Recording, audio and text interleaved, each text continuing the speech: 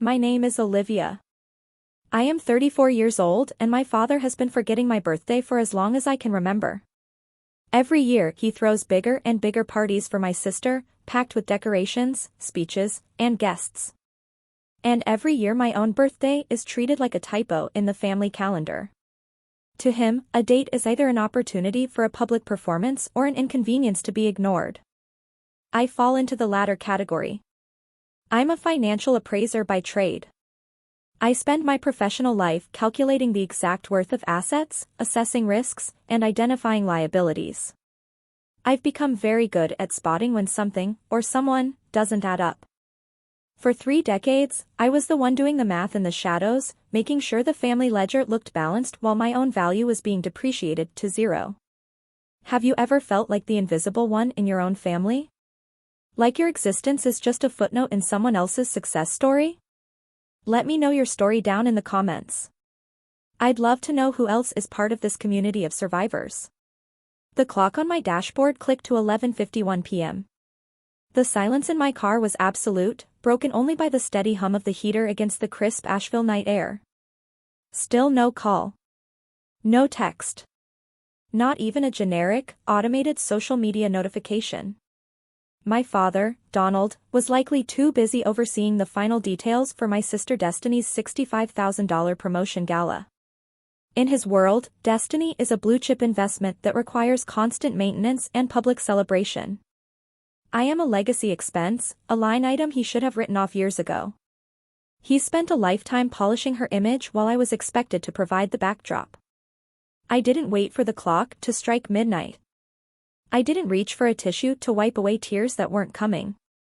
Sadness is an inefficient use of resources, and tonight, I was focused on a much larger transaction.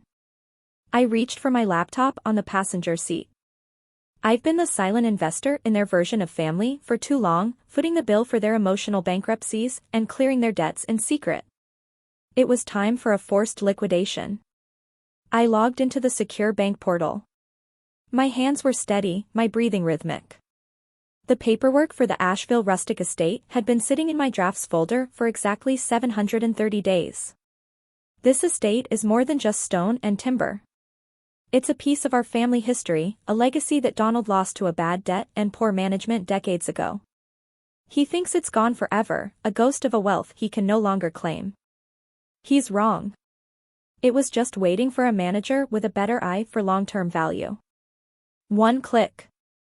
$180,000 transferred from my private savings as a non-refundable deposit. The digital confirmation glowed on the screen like a different kind of sunrise, the kind made of facts, numbers, and quiet retribution. I didn't feel a rush of adrenaline. I felt the deep, cold relief of a settled account. I stepped out of the car and walked onto the expansive cedar deck. The lake below was a dark mirror, reflecting nothing but the stars and my own silhouette. I took a photo of the signed deed resting on the railing with the water in the background. No fancy filters. No staged smiles. Just proof that it was real. I posted it to the family thread with one short caption, birthday gift. Self-gift. I stood on the deck, the cold Asheville air biting at my skin, but I didn't retreat inside. I let it ground me. For 30 years, I had been the silent janitor of my father's reputation, cleaning up the messes he made while he stood in the spotlight. I didn't get this house through a stroke of luck or a sudden windfall. I earned every single square foot through 80-hour work weeks and a ruthless commitment to accuracy. While Donald was taking Destiny to 5-star resorts on credit, I was in a windowless office in the city, auditing complex portfolios and calculating the exact cost of failure for other people's dreams. He never once asked about my career, but he always seemed to know exactly when my annual bonus would hit the account. I remember 2 years ago, walking into his study and seeing the color drained from his face. He was staring at a foreclosure notice on the family's primary office building. He didn't ask for help, he didn't even say please. He simply looked at me and said that it would be a shame if the family legacy was tarnished. I paid $42,000 to clear that tax lien. I did it because, back then, I was still pursuing the good daughter dividend, a profit of love and recognition that was never actually paid out. My compassion had been a luxury commodity he had overdrafted for decades, and I was the only one footing the bill for the fees. The truth is, it was a prison without bars. It's a psychological state of learned helplessness. When you are raised to believe that your only value lies in how well you can fix other people's problems, you become a survivor who forgets how to live for herself. You stay because you've been conditioned to think that you are a footnote, not a future. Every time I cleared one of his debts or softened an argument, I wasn't being kind, I was just adding another link to the invisible chain that kept me under his control. I wasn't weak, I was just trying to exist in a system designed to keep me small and useful. But as I stared at the dark water of the lake, I realized the subscription had expired. I had finally performed an appraisal on my own life and discovered that I was the only asset with any real equity. Donald and Destiny were liabilities I could no longer afford to carry. The Asheville estate wasn't just a building, it was the final audit of my relationship with them.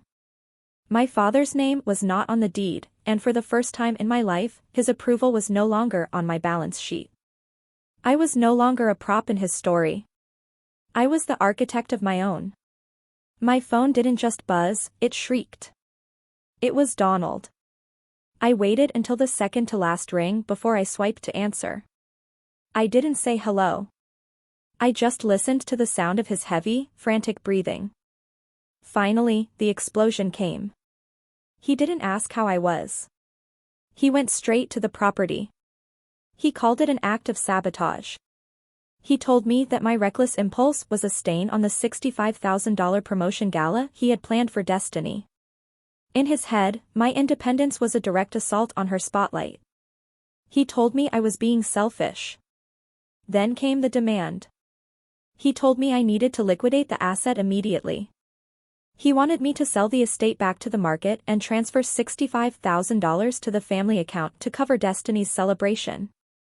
He framed it as a way to make amends for the embarrassment I had caused. To him, my hard-earned security was just a pool of liquidity he felt entitled to drain whenever his favorite investment ran over budget. It was a fascinating display of cognitive dissonance. Donald has spent decades building a mental map where I am the footnote and Destiny is the headline. My success, my actual, physical ownership of a legacy he lost, doesn't fit that map. He has to believe I am unstable or ungrateful because the alternative is admitting he was wrong about my worth. He isn't angry because I bought a house, he's angry because he can no longer reconcile the worthless daughter he created with the successful woman I actually am. I let him finish. When he finally stopped to breathe, I gave him my answer. I told him that the house wasn't for sale, and neither was my future. I told him that if Destiny's gala was over budget, that was a management failure on his part, not a financial obligation on mine. I didn't raise my voice. I treated the call like a closing meeting for a bad deal. I told him I understood he was upset that his script had been flipped, but I was no longer an actor in his theater. I ended the call and blocked his number. This wasn't a family dispute anymore. It was a hostile takeover of my own life. The corporate offices of Sterling and Associates were a study in glass, steel, and ruthless efficiency. But when I stepped into the elevator on Monday morning, the air felt thick. I didn't have to wait long for the first strike. At 9:15 a.m., an invite appeared on my calendar from Marcus, the head of human resources. Subject, Ethics Compliance Review. I walked into Marcus's office at exactly 10 a.m. He slid a paper toward me. It was an anonymous tip sent to the firm's general hotline. The language was venomous, accusing me of utilizing proprietary market data and insider information to acquire a high-value property in Asheville.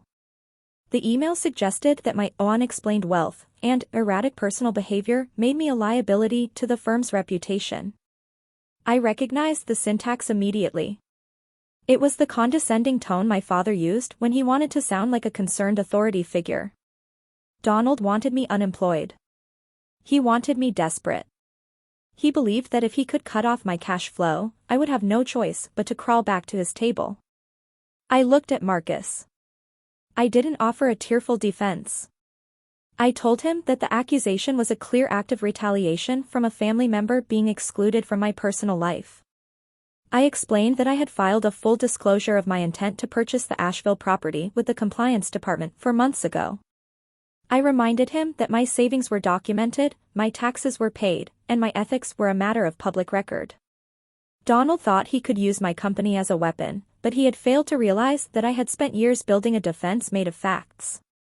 I returned to the conference room 2 hours later.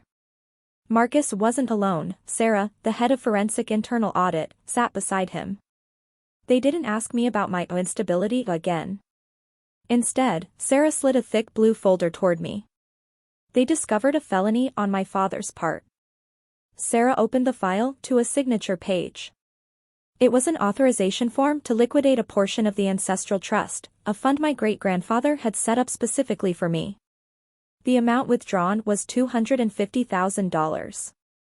I looked at the signature. It said Olivia.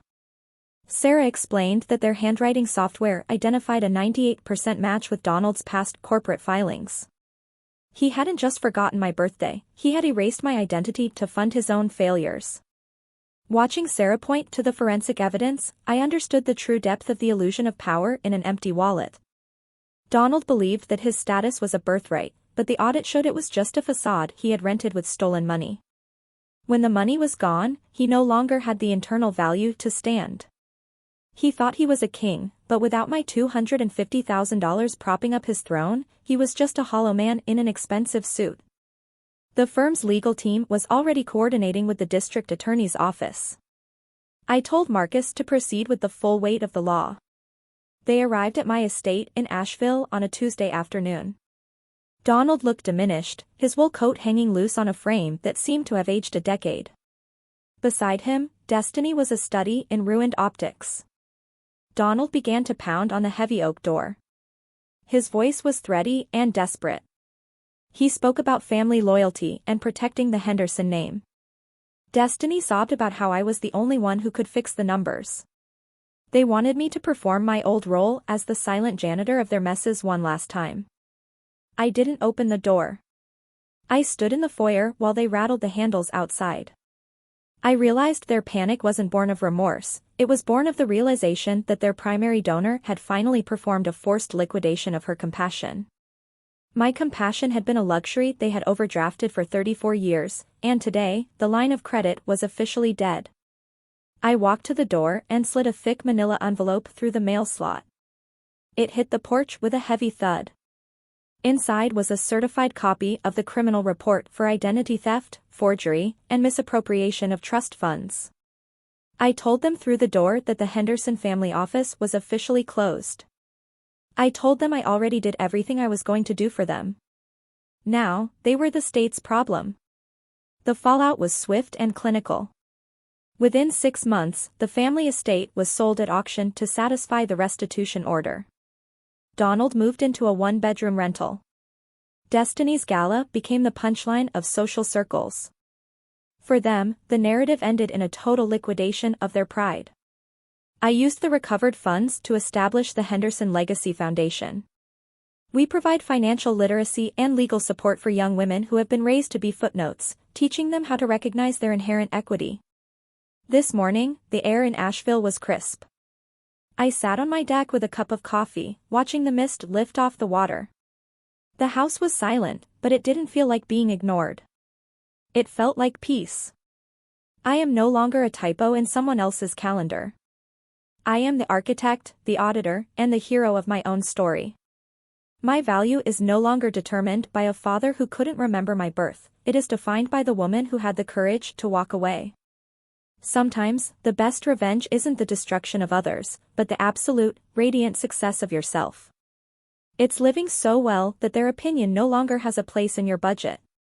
If Olivia's journey touched your heart, please hit that like button and share this story. You never know who might need a reminder that it's okay to stop being a footnote and start being the headline.